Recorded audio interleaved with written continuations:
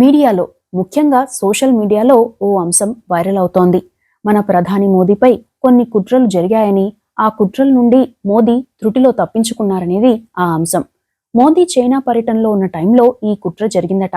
ఈ విషయాన్ని పసిగట్టిన మోదీ, రష్యా అధ్యక్షుడు పుతిన్లు ప్రోటోకాల్ నుండి బయటకు వచ్చి ఏకంగా పుతిన్ బుల్లెట్ ప్రూఫ్ ఈ విషయాన్ని పసిగట్టిన మోదీ, రష్యా అధ్యక్షుడు పుతిన్లు ప్రోటోకాల్ నుండి బయటకు వచ్చి ఏకంగా పుతిన్ బుల్లెట్ ప్రూఫ్ కారులోనే అరగంట సేపు భేటీ అయ్యారు. ఆ తర్వాత మన మోదీ తాను బస చేసిన హోటల్కు వెళ్లలేదు. ఆ పర్యటన నుండి ఇండియాకు రాగానే ఓ కార్యక్రమంలో మాట్లాడుతూ, నేను చైనా వెళ్లినందుకు చప్పట్లు కొట్టారా, చైనా నుండి తిరిగి వచ్చినందుకు చప్పట్లు కొట్టారా అని మాట్లాడారు కూడా.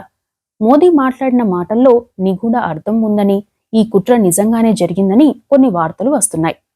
అంతేకాకుండా ఆ కుట్రలకు కీలకమైన CIA agent, US special forces officer Terence Jackson 2 రోజుల క్రితం బంగ్లాదేశ్లోని ఢాకాలో ఓ హోటల్లో అనుమానాస్పదంగా మరణించారు. ఆయనకు పోస్ట్ మార్టం చేయకుండానే అమెరికా అధికారులు హడావిడిగా ఆయన డెడ్ బాడీని తరలించారు. వీటన్నిటిని బట్టి కుట్ర జరిగిందనే చర్చ భారీగానే నడుస్తోంది. అయితే అంతర్జాతీయ కుట్రలు అంత ఈజీగా బహిరంగంగా వెలుగులోకి రావు. కొన్ని మిస్టరీగానే మిగిలిపోతాయి. అలాంటి వాటిలో ఒకటి లాల్ బహదూర్ శాస్త్రి గారి డెత్ మిస్టరీ. ఓ దేశాధినేత మరో దేశానికి అతిథిగా కీలకమైన ఒప్పందాలపై సంతకాలు చేసేందుకు వెళ్లి అక్కడే అనుమానాస్పదంగా చనిపోయిన ఘటన చరిత్రలో మునుపెన్నడూ లేదు. అందులోనూ ప్రపంచానికే ఆదర్శంగా నిలిచే మన దేశాధినేత విదేశాల్లో అనుమానాస్పద స్థితిలో చనిపోయాడంటే అందరికీ షాకింగే. కానీ ఆ మిస్టరీ ఇప్పటికీ వీడలేదు. ఇక వీడే అవకాశమూ లేదు. కొన్ని అంశాలు మాత్రం బయటకు వచ్చాయి. ఈ నేపథ్యంలో లాల్ బహదూర్ శాస్త్రి గారి విషయంలో ఏం జరిగింది, కుట్రలపై అనుమానాలు ఎలా మొదలయ్యాయి, ఆయన డెడ్ బాడీ ఇండియాకు వచ్చాక పోస్ట్ మార్టం కూడా ఎందుకు నిర్వహించలేదు, ఇప్పటికీ ఆ కుట్రలను ఎందుకు ఛేదించలేదు అనే అంశాలను తెలుసుకుందాం. లాల్ బహదూర్ శాస్త్రి గారి పుట్టినరోజు అక్టోబర్ 2. అయితే గాంధీ జయంతి కూడా అదే రోజు కావడంతో నిజంగా చెప్పాలంటే లాల్ బహదూర్ శాస్త్రి గారి జయంతికి ప్రాధాన్యం తగ్గింది. కానీ మన దేశం కోసం ప్రాణాలను అర్పించిన అసలైన దేశభక్తుడని చాలా మందికి తెలియదు కూడా. 1965లో మన దేశంపై దాడి చేసి మన భూభాగాన్ని ఆక్రమించుకున్న పాకిస్తాన్పై యుద్ధం ప్రకటించి పాకిస్తాన్ సైన్యాన్ని లాహోర్ దాకా తిప్పికొట్టే వ్యూహాన్ని అమలు చేసిన ఘనత కూడా ఈయనదే. నెహ్రూ తర్వాత గుల్జారీలాల్ నందా తాత్కాలిక ప్రధాని అయ్యారు. ఆ తర్వాత లాల్ బహదూర్ శాస్త్రి గారు ప్రధాని అయ్యారు. జై జవాన్ జై కిసాన్ నినాదం కూడా ఈయనే ఇచ్చారు. నేషనల్ డైరీ డెవలప్మెంట్ బోర్డు కూడా ఈయన హయాంలోనే ఏర్పాటైంది. ఇండియన్ లింకన్ గా పేరున్న లాల్ బహదూర్ శాస్త్రి గారి వ్యక్తిత్వం ఎలాంటిదో ఒకే ఒక ఉదాహరణతో చెప్పవచ్చు. ఆయన రైల్వే మంత్రిగా ఉన్న టైంలో కర్ణాటకలో ఘోర రైలు ప్రమాదం జరిగింది. వందలాది మంది మరణించారు.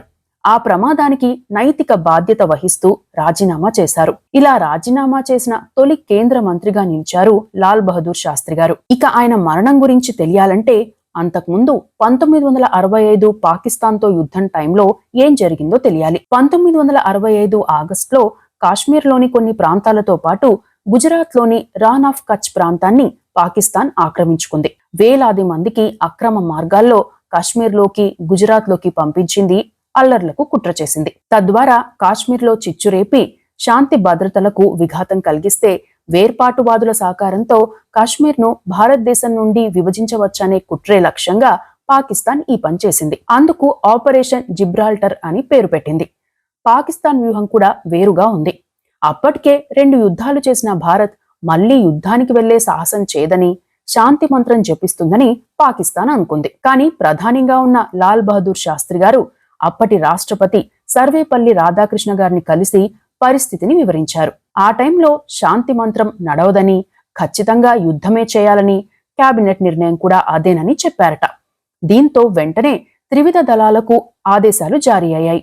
నియంత్రణ రేఖను దాటి లాహోర్ను ఆక్రమించుకోవడానికి ప్రణాళికలు సిద్ధం చేశారు. 1965 ఆగస్టు 5న దాదాపు 33,000 మంది పాకిస్తాన్ సైనికులు మన దేశంలోనికి చొరబడ్డారు. అదే రోజు రాత్రి మన ఆర్మీ పాకిస్తాన్ సరిహద్దును దాటి పాకిస్తాన్ ఆక్రమిత కాశ్మీర్ వైపు చొచ్చుకెళ్లాయి. అయితే 1965 సెప్టెంబర్ 1న పాకిస్తాన్ మరోసారి ఆపరేషన్ గ్రాండ్ స్లామ్ పేరుతో జమ్మూలోని అక్మూర్ ప్రాంతాన్ని ఆక్రమించుకుంది. మన సైన్యానికి సరుకులు చేరే మార్గాన్ని కూడా చెరబట్టింది.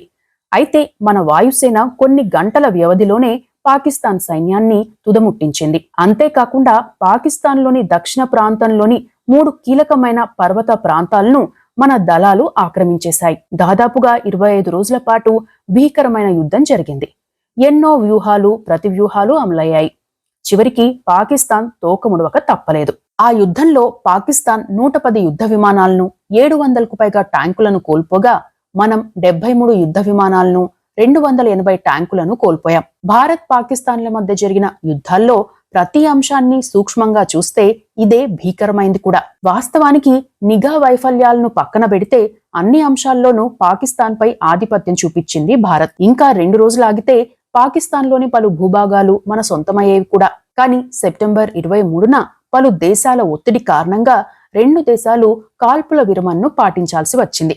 అందుకు రష్యా, అమెరికా దేశాలే ప్రధానమైనవి. ఇక పాకిస్తాన్ కి ఎవరి సహకారం ఉందో మరో ఘటన కూడా చెబుతోంది. మన కశ్మీర్, మన గుజరాత్ పై పాకిస్తాన్ దాడిని మొదలు పెట్టడానికి సరిగ్గా 10 రోజుల ముందే చైనా, అమెరికా, ఇరాన్, టర్కీల నుండి పాకిస్తాన్ కొనుగోలు చేసిన ఆయుధాలు ఆ దేశానికి చేరాయి. ఆ అండతోనే మరోసారి పాకిస్తాన్ మనపై దాడి చేసింది. కానీ భారత్ చేతిలో ఓటమిని పాకిస్తాన్ జీర్ణించుకోలేకపోయింది. అంతేకాకుండా భారత్ నుండి ఈ స్థాయిలో రియాక్షన్ ఉంటుందనే విషయం అమెరికా, చైనాలు కూడా గ్రహించలేకపోయాయి. వాటికి కూడా ఎదురు దెబ్బ తగిలింది. ఇక లాల్ బహదూర్ శాస్త్రి గారి మిస్టరీ డెత్ విషయానికి వస్తే, భారత్ పాకిస్తాన్ యుద్ధం తరువాత అంతర్జాతీయ ఒత్తిళ్ల మేరకు పలు ఒప్పందాలపై 2 దేశాలు సంతకం చేయాల్సి వచ్చింది. అప్పటి సోవియట్ యూనియన్ లో భాగంగా ఉన్న ఇప్పటి ఉజ్బెకిస్తాన్ లో ఉన్న తాష్కెంట్ ను ఇందుకు వేదికగా ఎంచుకున్నారు. సోవియట్ యూనియన్ తరపున అలెక్సీ కొసిగన్ మధ్యవర్తిత్వం చేయగా, మన ప్రధాని లాల్ బహదూర్ శాస్త్రి గారు, పాకిస్తాన్ అధ్యక్షుడు అయూబ్ ఖాన్లు సంతకం చేయాల్సింది. 1966 జనవరి 4 నుండి చర్చలు మొదలయ్యాయి. జనవరి 10న అర్ధాంతరంగా ఆగాయి. జనవరి 10న రాత్రి లాల్ బహదూర్ శాస్త్రి గారు కన్నుమూశారు. ఆ రోజు ఏం జరిగిందనేది కూడా మిస్టరీనే. ఈ ఒప్పందం కోసం వెళ్లిన లాల్ బహదూర్ శాస్త్రి గారికి తోడుగా ఆయన వ్యక్తిగత వైద్యుడు doctor RN Chugh, personal assistant Ramnath, మరో అధికారి జగన్నాథ్ సహాయ్ వెళ్లారు. తాష్కెంట్ లో ఒక కాటేజ్ ను కేటాయించారు సోవియట్ అధికారులు. ఇక జనవరి 10న రాత్రి యథావిధిగానే మీటింగ్లు ముగిశాక శాస్త్రి గారు తన రూమ్ లోకి వచ్చేశారు. ప్రతిరోజు రాత్రి శాస్త్రి గారు తన కుమార్తె సుమన్ శాస్త్రితో మాట్లాడేవారట. ఆ రోజు కూడా ఆయన మాట్లాడుతూ, ఇక పాలు తాగి పడుకుంటాను అని చెబుతుండగానే ఫోన్ డిస్కనెక్ట్ అయింది. 15 నిమిషాల పాటు సుమన్ తన తండ్రితో మాట్లాడేందుకు ప్రయత్నించాక లైన్ దొరికింది. అయితే ఆ ఫోన్ ఎవరూ ఎత్తలేదు. చాలాసేపు ఫోన్లు చేస్తే ఓ సోవియట్ అధికారి ఫోన్ ఎత్తి, మీ తండ్రి గారు మరణించారు అని చెప్పారట. అప్పటి వరకు చాలా ఆరోగ్యంగా ఉండి 15 నిమిషాల్లో చనిపోవడం అనుమానాలకు కారణమైంది. ఇక ఆ రూమ్ లోకి ముందుగా ఇతర దేశాల అధికారులే వెళ్లారు. కాసేపటి తరువాతే పక్క గదిలోనే ఉన్న శాస్త్రి గారి పర్సనల్ డాక్టర్ ఆర్ఎన్ చుక్కి సమాచారం వెళ్ళింది. ఆయన వచ్చేటప్పటికి శాస్త్రి గారు బ్రీతింగ్ తీసుకునేందుకు కూడా ఇబ్బంది పడుతున్నారు. దీంతో ఆయన శాస్త్రి గారికి ట్రీట్మెంట్ స్టార్ట్ చేశారు. 3 నిమిషాలకు శాస్త్రి గారు స్పృహ కోల్పోయారు. సోవియట్ డాక్టర్ ఈజీ ఎర్మన్కోతో కలిసి కృత్రిమ శ్వాస ఇచ్చేందుకు డాక్టర్ చుక్ ప్రయత్నించారు. కానీ అప్పటికే పరిస్థితి చేదాటిపోయింది. కాసేపటికి గుండె కొట్టుకోవడం ఆగిపోయింది. అప్పటి వరకు ఎలాంటి ఇబ్బంది లేని శాస్త్రి గారికి అలాంటి సమస్య రావడంపై ఆ డాక్టర్ కూడా అనుమానాలను వ్యక్తం చేశారు. అక్కడే గుండెపోటు మరణంగా కన్ఫర్మ్ చేశారు. డెత్ రిపోర్ట్ కూడా అలాగే ఇచ్చారు. జనవరి 11నే ఆయన మృతదేహాన్ని ప్రత్యేక విమానంలో భారత్ కు తెచ్చారు. అప్పటికే భౌతిక కాయం నీలం రంగులోకి మారి ఉంది. దీనిపై ప్రశ్నిస్తే, ఎంబాల్బింగ్ చేస్తే శరీరం నీలం రంగు అవుతుందని అక్కడి వారు చెప్పారని, శరీరంపై పొత్తి కడుపు, మెడ వెనుక భాగంలో కొన్ని ఘాట్లు ఉన్నాయని, విషప్రయోగం జరిగిందని ఆయన భార్య లతా శాస్త్రి గారు వ్యాఖ్యానించారు. అంతేకాదు, శాస్త్రి గారి మరణం తరువాత బాడీకి పోస్ట్ మార్టం కూడా నిర్వహించలేదు. మరోవైపు వీలైనంత త్వరగా శాస్త్రి గారి అంత్యక్రియలు చేసేయాలనే ఒత్తిళ్లు వచ్చాయి. అయితే శాస్త్రి గారి కుమారుడు సునీల్ శాస్త్రి తన తండ్రి మరణానికి వెనుక ఉన్న కారణాలను వెల్లడించాలని పట్టుబట్టినా పెద్దగా ఎవరూ స్పందించలేదు. కాలక్రమంలో ఆయనతో పాటు పలువురు రాజకీయ నాయకులు ఇదే డిమాండ్ను చేయడంతో 1977లో శాస్త్రి మరణంపై దర్యాప్తుకు భారత ప్రభుత్వం రాజ్ నారాయణ్ కమిటీని నియమించింది. ఆ కమిటీ 3 ఏళ్ల పాటు విచారణ జరిపి నివేదిక ఇచ్చినా వాటిని ప్రభుత్వం ఇప్పటి వరకు బయట పెట్టలేదు. అంతేకాదు, ఈ ఘటనకు సంబంధించి మరికొన్ని అనుమానాలు కూడా ఉన్నాయి. ఆ నివేదిక మాయమైందని కూడా చెబుతారు. అంతేకాదు, ఈ కమిటీ విచారణకు హాజరయ్యేందుకు వెళ్తున్న వారు వరుసగా గుర్తు తెలియని వాహనాలు ఢీకొట్టిన ప్రమాదాలకు గురయ్యారు. ఈ కమిటీకి తన వాంగ్మూలం ఇచ్చేందుకు కారులో తన ఫ్యామిలీతో బయలుదేరిన శాస్త్రి గారి పర్సనల్ డాక్టర్ ఆర్ఎన్ చుగ్ గారు ప్రయాణిస్తున్న కారును ఓ గుర్తు తెలియని లారీ వచ్చి వేగంగా ఢీకొట్టింది. ఈ ప్రమాదంలో డాక్టర్ చుగ్ తో పాటు అతని భార్య, 2 కుమారులు మరణించారు. అతని కూతురు ప్రమాదం నుండి బయటపడింది, కానీ శాశ్వతంగా వికలాంగురాలైంది. ఆ లారీని ఎవరూ చూడలేదు, ఎవరూ పట్టుకోలేదు కూడా. ఇక శాస్త్రితో పాటు తాష్కెంట్ కు వెళ్లిన వ్యక్తిగత సేవకుడు రామ్నాథ్ కూడా రాజ్ నారాయణ్ కమిటీ ఎదుట విచారణకు హాజరయ్యేందుకు వెళ్తుంటే ఇలాంటి ప్రమాదమే జరిగింది. ఆయన ఢిల్లీలోని మోతీలాల్ నెహ్రూ మార్గ్లో నివాసం ఉండేవారు. ఆ రోజు ఇంటి నుండి బయటకు రాగానే మరో గుర్తు తెలియని వాహనం వచ్చి ఢీకొట్టింది. ఈ ప్రమాదంలో రామ్నాథ్ తీవ్రంగా గాయపడి గతాన్ని మర్చిపోయారు. అదేంటో తెలియదు, కానీ ఇక్కడ కూడా గుర్తు తెలియని వాహనమే వచ్చింది. చాలాసేపటి వరకు ఎవరూ చూడలేదు కూడా, ఆ వాహనాన్ని పట్టుకోలేదు కూడా. ఇక లాల్ బహదూర్ శాస్త్రి గారు బయటి ప్రాంతాలకు వెళ్ళినప్పుడు రెగ్యులర్ గా వంట చేసి పెట్టే రామ్నాథ్ జనవరి 10న వంట చేయలేదు. కారణం తెలియదు, కానీ జనవరి 10న రాత్రి సోవియట్ ప్రభుత్వంలో కీలకంగా ఉండే అధికారికి వంట చేసే జాన్ అహ్మద్ అనే వ్యక్తిని ఆ రోజు సెక్యూరిటీ వారు అనుమతించారు. శాస్త్రి గారికి ఆ రోజు వంట చేసింది కూడా ఇతనే. అంతేకాదు 1965లో శాస్త్రి గారు మాస్కోలో పర్యటించినప్పుడు కూడా జాన్ అహ్మదే వంట చేసి పెట్టారు. అయితే శాస్త్రి గారి మరణం తరువాత ఆయన కనిపించలేదు. ఆయన నేపథ్యం ఏంటి అనేది కూడా బయటకు రాలేదు. ఆ తరువాత ఆయన ఎక్కడ కూడా కనిపించలేదు. ఒకవేళ గుర్తు తెలియని వాహనం ఢీకొట్టి ఏదైనా ప్రమాదం బారిన పడ్డారో కూడా తెలియదు. ఇక 1996 జనవరి 11న లాల్ బహదూర్ శాస్త్రి గారు మరణిస్తే 1977లో ఆ కమిటీ నివేదిక ఇచ్చింది. అయితే ఆ కమిటీ తన నివేదికలో ఏం చెప్పిందనేది కూడా బయటకు రాలేదు. ఈ నివేదికను బయట పెట్టాలని చాలా మంది డిమాండ్ చేశారు కూడా. సమాచార హక్కు ద్వారా కూడా ప్రయత్నించారు. సమాచార హక్కు ద్వారా దరఖాస్తు చేసినా తాము ఆ సమాచారం ఇవ్వలేమని నేషనల్ ఆర్కైవ్స్ ఆఫ్ ఇండియా కూడా తిరస్కరించింది. అపీల్ కు వెళ్లినా ఆ సమాచారం మాత్రం బయటకు రాలేదు. ఇక ఈ విషయంలో అనేక ప్రశ్నలు ఉన్నాయి. అవేంటో చూద్దాం. పాకిస్తాన్ భవిష్యత్తులో ఎప్పుడూ కూడా భారత్ పై బలగాలను ప్రయోగించరాదనే వాగ్దానం చేయాలని శాస్త్రి గారు జనవరి 10న పాకిస్తాన్ ప్రధాని ఆయూబ్ ఖాన్ ను కోరారు. అయితే మరుసటి రోజు దీనిపై అవగాహనకు రావాల్సి ఉంది, కానీ ఈలోగా మరణించారు. అంతర్జాతీయ మీడియాతో పాటు భారత్లోని ప్రముఖ మీడియా అంతా కూడా ఈ విషయంలో సైలెంట్ అయింది. లాల్ బహదూర్ శాస్త్రి గారు చనిపోయారు అనే వార్తను కవర్ చేసినా ఆయన దేశానికి చేసిన సేవ గురించి మాత్రమే ప్రచురించారు. తాష్కెంట్ లో ఏం జరిగిందనే పరిశోధనను వదిలేశారు. కొద్ది మంది మాత్రమే ప్రయత్నించారు. ఇక భారతదేశంతో పాటు పలు దేశాల నుండి ఇలాంటి కుట్ర జరిగేందుకు ఉన్న అంశాలను ప్రస్తావిస్తూ అవుట్లుక్ మ్యాగజైన్ ఓ స్టోరీని ప్రచురించింది.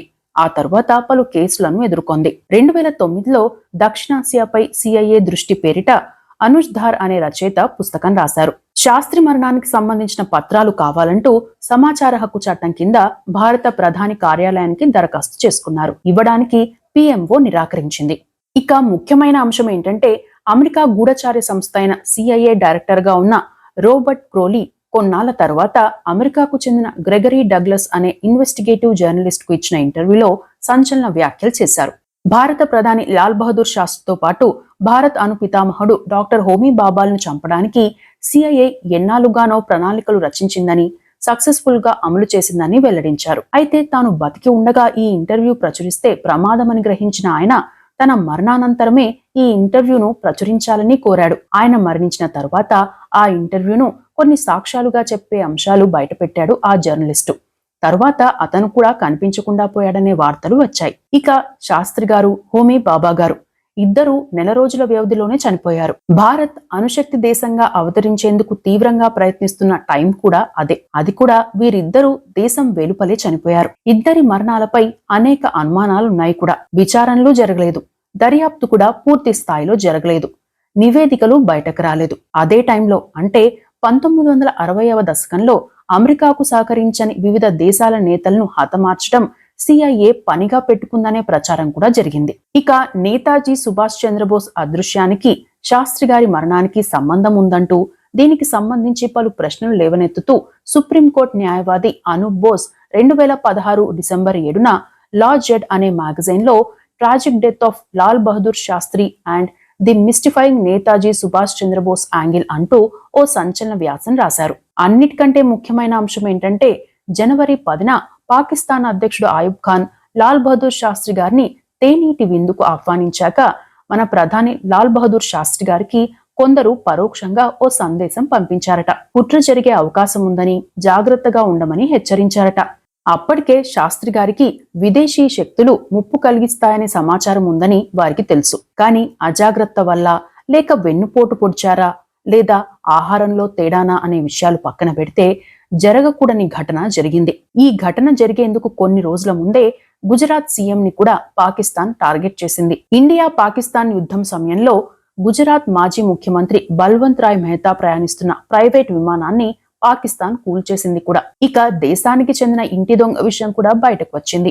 శాస్త్రి గారి కుమారుడు అనిల్ శాస్త్రి స్వయంగా కొన్ని ఆరోపణలు చేశారు. అప్పటి షిప్పింగ్ వ్యాపారి సిండికేట్ కింగ్ ధరంతేజ్ చేసిన అవినీతి గురించి, అక్రమాల గురించి తన తండ్రికి తెలుసునని, తన తండ్రి తాష్కెంట్ కు వెళ్లిన టైంలో ధరంతేజ్ కూడా తాష్కెంట్ లోనే ఉన్నారని పేర్కొన్నారు. ఇది కూడా ఆలోచించాల్సిన అంశమే. ఇక తాష్కెంట్ ఒప్పందానికి వెళ్లే ముందు శాస్త్రి గారు మన దేశ రక్షణ అధికారులతో చర్చించిన ముఖ్యమైన అంశాలు ఆ ఒప్పంద తుది పత్రాల్లో మిస్ అయ్యాయి. వాటిలో మన సరిహద్దు వెంట పాకిస్తాన్ చేస్తున్న గెరిల్లా యుద్ధం అంశం ముఖ్యమైంది. అంటే పాకిస్తాన్ ప్రేరేపిత తీవ్రవాదాన్ని పాకిస్తాన్ ఆపేయాలనే కండిషన్ ఉండేది.